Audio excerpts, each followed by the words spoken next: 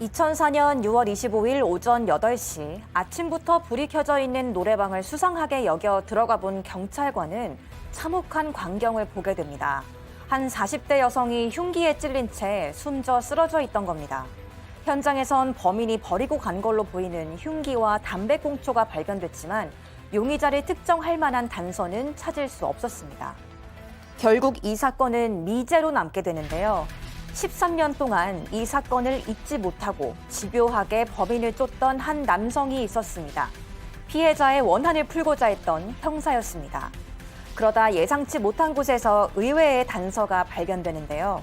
오늘 사건연구소는 13년 만에 풀린 원한, 대구 노래방 살인 사건을 되짚어봅니다. 자, 이번 사건 연구소에서 다루는 이 사건 좀 한번 많이들 좀 같이 하셨으면 좋겠습니다. 정말 뭐가 됐든 살인 사건은 이런 제가 표현을 쓰는 건 좀 어폐가 있을 수 있겠습니다만 정말 영화 같은 이런 일도 있구나 싶은 생각이 드실 겁니다. 자, 노래방에서 일하던 한 중년 여성이 무참히 살해된 채 발견됐는데 그 증거를 마땅히 찾을 수가 없었다는 거잖아요. 네. 2004년 6월 25일 아침에 이런 게 발견되는데요. 대구 북구에서 순찰을 하던 경찰관이 아침에 노래방에 불이 들어와 있는 걸 좀 수상하게 여겨서 들어가 봤다고 합니다. 그런데 그 안에서 이런 끔찍한 광경을 보게 된 건데 피를 흘린 채 한 여성이 쓰러져 있던 겁니다. 노래방에서 일하던 40대 여성 안 씨였는데요. 몸 곳곳에 흉기에 찔린 자국이 있었고 신체 일부는 훼손돼 있었다고 합니다. 이 여성은 평범한 주부였는데요. 자신의 친오빠가 운영하는 노래방에서 한 번씩 용돈벌이를 하러 왔다가 이런 변을 당한 겁니다. 별다른 채무나 원한 관계를 의심할 만한 정황도 없었다고 합니다. 자, 그럼 현장에서 용의자를 딱 특정할 만한 증거가 하나쯤 있었을 텐데요. 없었던 겁니다. 그때 당시에 이제 새벽 시간으로 추정이 되는데 워낙 늦은 시각이라서 목격자도 없었고 주변에 CCTV도 없었다라고 하고요. 담배꽁초 같은 유류품들을 확보를 하긴 했는데 거기서 DNA는 확보를 했어요. 하지만 지문 채취를 못했던 겁니다. 그래서 용의자가 누군지 특정할 만한 단서는 찾지를 못했습니다. 교수님, 이게 어떻게 보면 모르겠습니다. 이때 2004년 정도면 그렇게 과학 수사가 부진할 때도 아니었던 것 같은데 말이죠. 지금 이제 지문 채취에 만약에 성공을 했다라고 한다면 대한민국 사람 같은 경우는 이제 주민등록 등록할 때 10지문을 다 채취를 하니까 비교 대조군이 있을 수 있는데 거기에서 DNA를 설사 확보를 했다 하더라도 지금 이제 그 대상되는 사람이 중범죄에 해당이 돼서 국가에 DNA 자료를 제출할 의무가 있는 사람을 제외하고는 대조군이었기 때문에 그 DNA를 하나가 아니라 3개, 4개를 확보한다 하더라도 범인을 잡을 수 있는 그런 어떤 실마리가 전혀 없었다는 거죠. 자, 그런데 전혀 예상치 못한 곳에서 이 범인의 실마리가 딱 드러납니다. 네. 2017년이었는데요. 11월 21일 오후 11시 50분 대구 중구의 한 골목길에서 귀가하는 20대 여성이 둔기에 머리를 맞고 손가방을 빼앗기는 사건이 발생합니다. 그 현장을 수색하던 경찰은 CCTV에서 한 남성이 범행 현장 인근을 배회하면서 담배를 피우는 모습을 포착하고는 그 일대에 떨어진 담배꽁초를 모조리 수거해서 국립과학수사연구원에 감정 의뢰를 했는데요. 믿기 힘든 결과가 나오게 됩니다. 바로 13년 전의 장기 미제 사건, 그 노래방 여주인 살인 사건의 현장에서 발견됐던 담배꽁초의 DNA와 정확히 일치했던 겁니다. 자, 그럼 저 퍽치기, 범인은 잡았습니까? DNA가 있다 해가지고 비교를 해서 확인하는 게 중요하거든요. 그래서 이제 사건에 실마리가 있기 때문에 당시 대구경찰청의 미제수사팀이라든지 범죄분석관 아주 팀을 구성해서 검거를 이제 시작했었는데 이 근처에 대구 중부 이 지역에 CCTV하고 기지국 전화 다 검색을 해본 겁니다.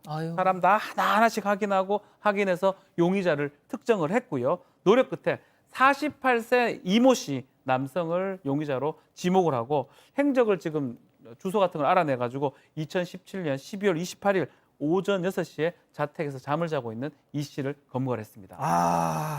자, 그런데 지금부터가 진짜 제가 앞서 말한 영화 같은 상황이 진짜 벌어집니다. 자, 이 노래방 살인 사건이 벌어진 이후에 단 하루도 이 사건을 잊지 못하고 매일같이 현장을 돌던 사람이 있었다는 거잖아요. 이 피해자 안 씨에게 아들이 한 명 있었습니다. 당시에는 고등학생이었는데 고등학생이기 때문에 사건 현장을 직접 볼 수도 없었던 거예요. 그렇죠. 마지막까지 어머니 모습도 제대로 못 봤던 겁니다. 그런데 이 고등학생이 범인이 잡히기를 기다렸는데 단서도 없다죠. 용의자를 못 찾고 있다고 하더니 미제 사건으로 분류를 해버린 겁니다. 아하. 뭐 경찰이 탓하는 게 아니라 미제 예, 사건이 예. 된 거예요. 그래서 도저히 안 되겠다. 내가 잡아야겠다라는 생각으로 이 아들이 공부를 해서 경찰 공무원 시험에 합격을 해요. 세상에. 그러고 나서 9년 뒤에 형사가 됩니다. 형사까지 진급을 한 거예요. 그렇게 진급을 해서 이제 형사가 됐으니까 사건 수사를 할 수 있잖아요. 예. 그때부터 정말 지금 추적을 했는데 내 어머니를 죽인 놈을 네. 잡겠다. 근데 안타깝게도 추가 단서들을 못 찾고 있던 중에 이런 일이 이뤄진 겁니다. 야, 교수님, 진짜 이거는 진짜 어떻게 참 저런 일도 있습니다. 진짜 이건 제가 계속 이런 표현을 쓰는데 영화 같다라는 생각밖에. 예. 일반인들에게는 이제 드라마나 영화 같다라고 하는 생각이 들지만 사실 당사자에게는 어머니의 그 원수를 찾기 그렇죠. 위한 굉장히 긴 인고의 시간이었다. 그야말로 집념이 없으면 할 수 없는 것인데 여기에는 몇 가지 조건이 있습니다. 첫째, 경찰관이 돼야 되죠. 그 시험에 합격을 해야 되죠. 맞습니다. 두 번째, 그 지역에 배치가 돼야 돼요. 그렇죠. 그리고 이제 수사를 하려면 경찰에서 수사 경과를 본인이 택해야 되고 네 번째는 미제 사건 전담반으로 가야 된다는 거죠.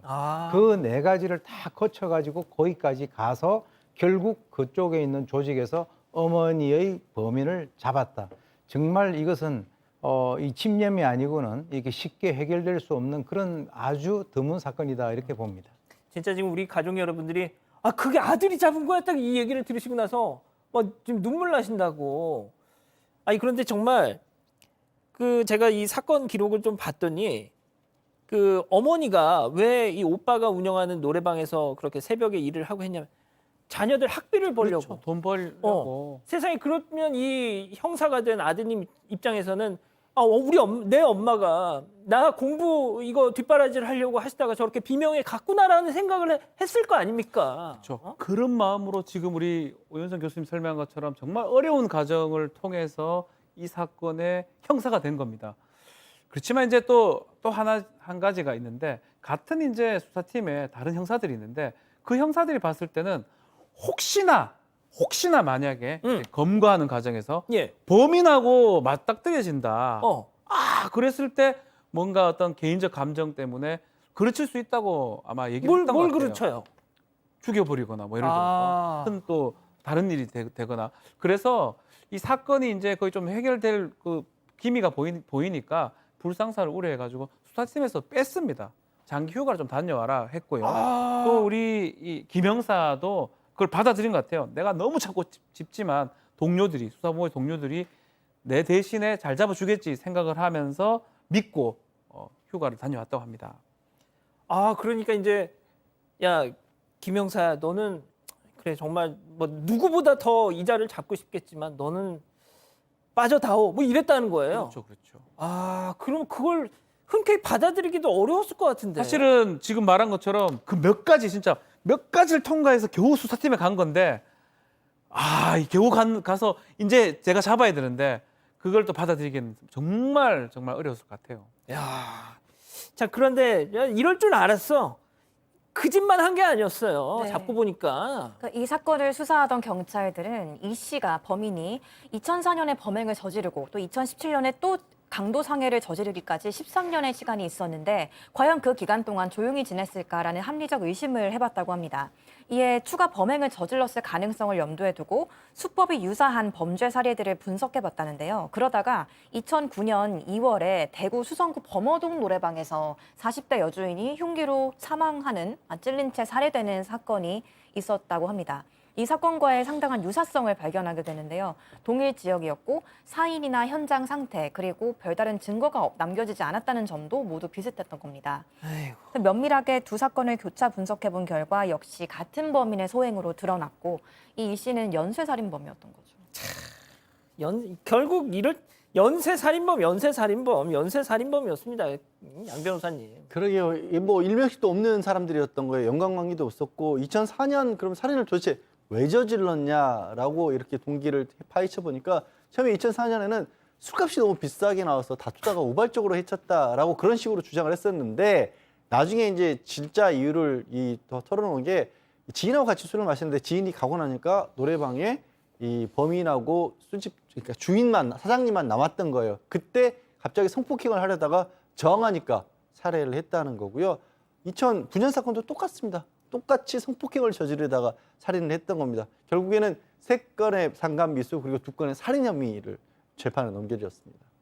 자, 교수님, 일단 뭐 이런 미치광이에 대한 얘기는 솔직히 더 하고 싶진 않지만 저는 그 앞서 그 형사님, 그 아드님의 정말 심리 상태를 좀 더 좀 여쭤보고 싶은데 내가 진짜 그 이놈을 어떻게든 잡아서 우리 엄마의 이 한을 풀어주고 싶다.